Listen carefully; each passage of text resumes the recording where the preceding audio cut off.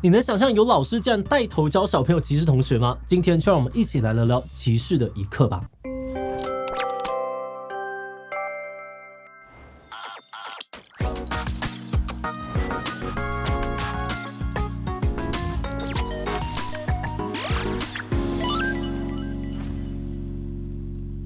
嗨吼，大家好，我是志奇。你小时候因为各种原因被班上同学歧视的经验吗？大多数人都觉得呢，其实是不好的。我们应该要努力的教育孩子，不可以歧视别人。遇到跟自己不一样的人，应该保持尊重啊，还有包容。只不过尊重、平权这种有点抽象的概念，到底该怎么样教给还在学龄阶段的小朋友呢？加拿大一位名叫做安妮的小学老师就决定反其道而行。他在课堂上面对着26位小学3年级的孩子进行了一场为期2天的歧视实验，希望孩子们呢能够亲身体验歧视所带来的伤害，从中呢学习到平等与尊重的重要性。整个过程被拍摄成纪录片《歧视的一刻》，上映后呢成为了许多教师培训学校课程必看的范例影片之一。那他的这个歧视实验到底是怎么样进行的？实验结果如何？过程当中有引起什么样的争议，会为大家带来什么样的反思吗？不过在开始今天的讨论之前，先让我们进行工商服务时间。科技日新月异，社会不停的变化，你的孩子准备好迎接未来挑战了吗？盲狗狗系列绘本用台湾在地故事培养孩子进步的品格和素养，帮助孩子建立适应未来的能力。专为3到6岁孩子设计的故事内容，将孩子熟悉的日常化为故事情境，让他们轻松找到连结，更好将观念应用在生活当中。绘本套组的丰富主题，涵盖了儿童阶段性发展所需，给孩子和家长全方位的成长支持。书内皆附有由专业顾问撰写的亲子共读指南，让即使是忙碌的家长也能够轻松的和孩子展开有趣的成长对话。现在官网购买绘本套组呢，通通68折全网最低价，还享有未来新品7折以上的优惠。输入我的折扣码积极推荐，全站产品还能够再打9折，赶快点击资讯栏来了解一下吧。根据纪录片的内容，2006年加拿大小学老师安妮在取得了校方、家长以及孩子们的同意之后，开始了这场歧视实验。实验开始之后呢，安妮首先宣称有科学研究证实，身高矮的孩子会比高的人更聪明，而且还拥有创意灵活、利落等等的特质。然后他还说，这个高矮的判断界限呢是134公分，也就是说呢，班上表现好的学生身高都不会超过134公分，要是超过了，就是比较不优秀的孩子。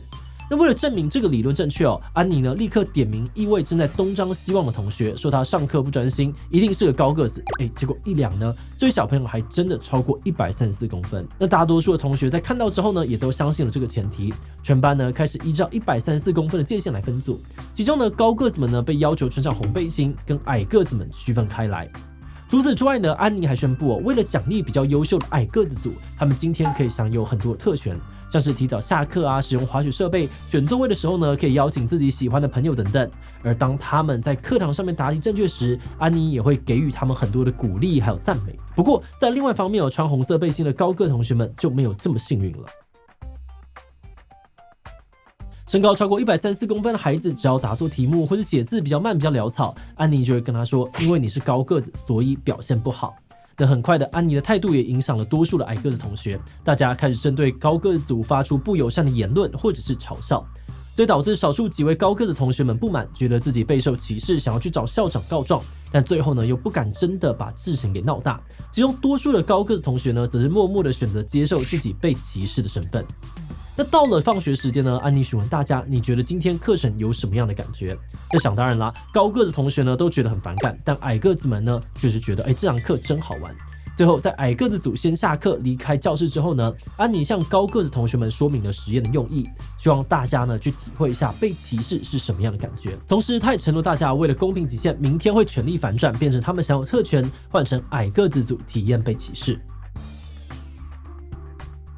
实验来到了第2天，安妮一进教室，立场直接来一个大反转。她表示，不论是自己在学校里面的上司、加拿大的总理，又或者是代表国家参加奥运的选手们，有很多都是高个子。所以她要修正昨天的说法，应该是高个子的同学比较优秀。所以呢，在今天的课程里面，高个子可以享有特权，矮个子呢，则要换穿上红色的背心，体验被歧视的感受。那原本安妮是期待昨天那些已经体验过被歧视的孩子，在经历挫折之后，能够更加的同理身为弱势的感受。因此呢，让第2天的实验平静一点，不要呢有同学之间的互相对立仗势欺人的现象。但没有想到，多数的高个子同学却很快就适应了自己的特权身份，并没有替被歧视的那一方出头。更糟的是，当第2天的课程结束之后呢，安妮集合了所有的同学，询问他们的心得，结果同学们的反应更是让她错愕跟难过。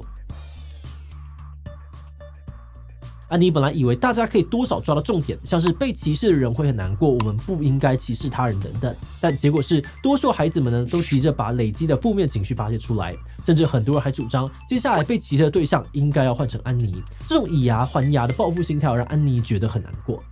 不过，稍微值得庆幸的是，孩子们的情绪来得快也去得快。大家呢在冷静下来之后，也终于开始反思这2天的经验。而当导演访问孩子们有没有从实验当中学到什么的时候，多数孩子都表示他们有学习到要彼此尊重。几位平常比较调皮的孩子也承诺，他们不会再以嘲笑同学为乐。那实验到这边也算是有一个完整的落幕。而在纪录片播映之后呢，安妮的实验虽然获得了许多人的赞赏但还是有部分的观众质疑，为什么一定要拿孩子们来做实验？难道这样都不怕对孩子造成创伤吗？而面对这样的质疑呢，安妮除了强调在实验前呢，她有经过校方、家长以及学生所有人的同意，她也特别说明自己当初设计这个实验的2个动机。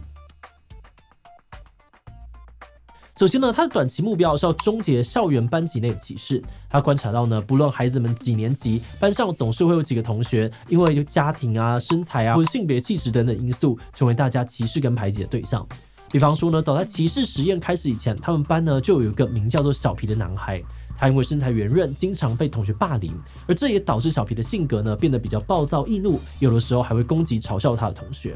再来，安妮又进一步的说明自己的长期目标。他说，虽然他们的学校呢，大部分的学生都是白人，但是他知道呢，孩子们总有一天会长大，会去外地工作，遇到来自各地不同种族的人，所以他希望呢，能够从小就培养学生尊重他人。安妮表示，其实教育现场的多数老师们呢，很早就会开始教育孩子尊重跟包容，但他认为光是用说的，其实真的很难消除偏见，只有让孩子亲身体验过被歧视的感觉，才能够明白这到底是多么痛的一件事情。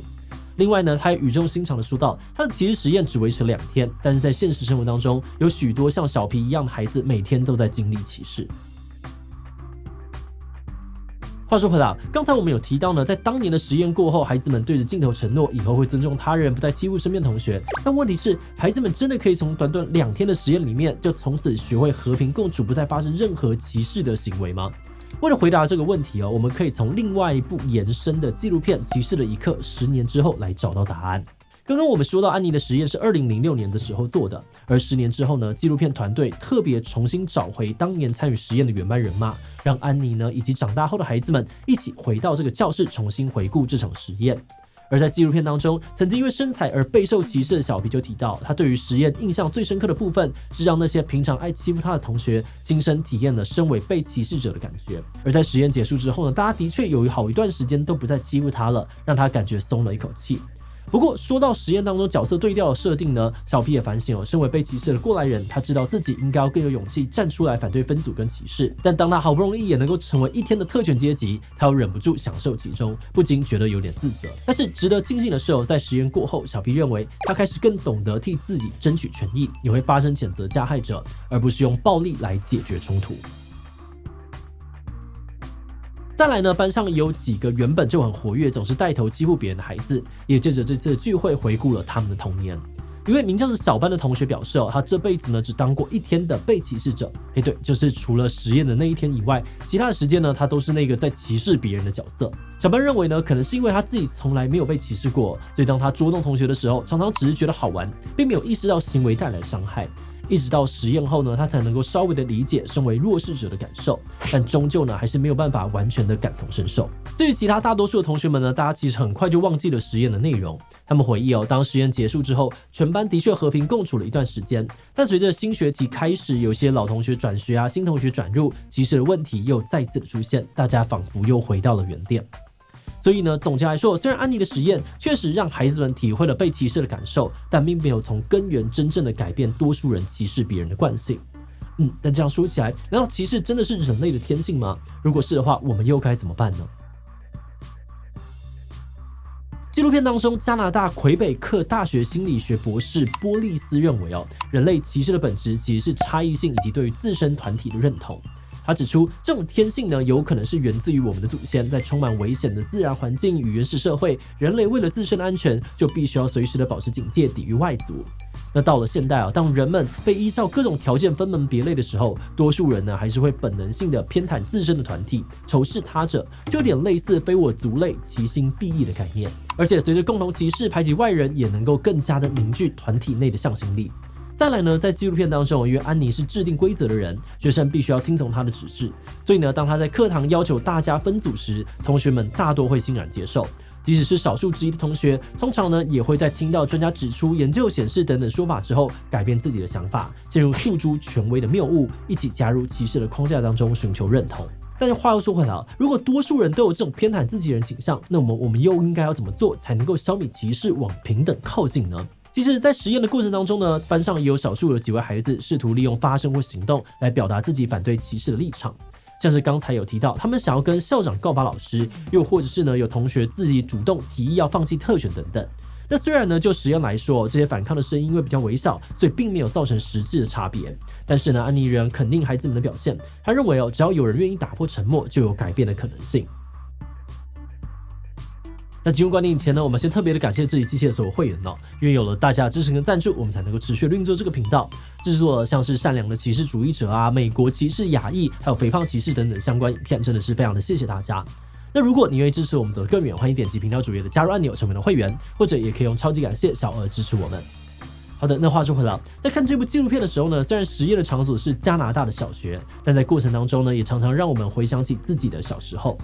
印象当中呢，以前班上呢也总是会有一个被全班一起排挤的对象，自己也可能曾经当过歧视别人的人，或是被别人歧视的人。只是在当时呢，我们不一定有所谓的问题意识，或者就算意识到了，也不见得愿意站出来改变现况。所以当我们看着这些孩子，好像也看到了小时候的自己。虽然多数人都会觉得自己是善良的，或者是无辜的，但是当今天变成拥有特权的一方，或者是欺负别人也不会被惩罚的状况之下，我们表现就不会像自己想的那么善良，甚至还有可能变成加害者，还觉得这样子很好玩，或是蛮快乐的。那这样的实验过程呢，虽然有点残忍哦，但也让我们觉得非常的真实。那如果你想要知道更多的细节，也欢迎你亲自把纪录片找来看看哦。那么再说回歧视这个主题哦，我们觉得如果希望改善甚至是终结歧视，那么很重要的第一步，或许就是我们必须先承认自己也可能会歧视别人。毕竟每个人呢都会有各自的偏见跟偏好，偶尔在心里面看某些人不顺眼，看扁他人的状况，老实说也是在所难免。但是在另外一方面呢，也正因为我们拥有理性，所以可以克制欲望，一起努力创造我们想要的社会环境。我们觉得心内感受是一回事哦，但有没有表达出来，或是如何表达，就是另外一件事情。如果在每次评论别人以前，我们都可以想想这个行为可能会带来什么样的结果，换位思考说，假如今天自己就是被评论的对象，那遇到这种状况会有什么样子的感受呢？透过三思而后行的练习，也许我们就可以往更理想的世界再更靠近一点点吧。好的，那今天的最后呢，我们想来问大家，你的成长过程当中有遇过班级歧视的事件吗？我就是被歧视长大的小孩，B有点不好意思哦，但我当过歧视嘲笑别人的人，自己看过其他同学被歧视哦，但没有发生在自己身上。听其他留言分享你的想法吧。最后，如果你喜欢今天的影片，欢迎分享出去，让更多人知道歧视的一刻。此外呢，也可以点击这个地方看善良的歧视主义者以及肥胖歧视的相关讨论。那么今天的这一期就到这边告一段落，我们就明晚再见喽。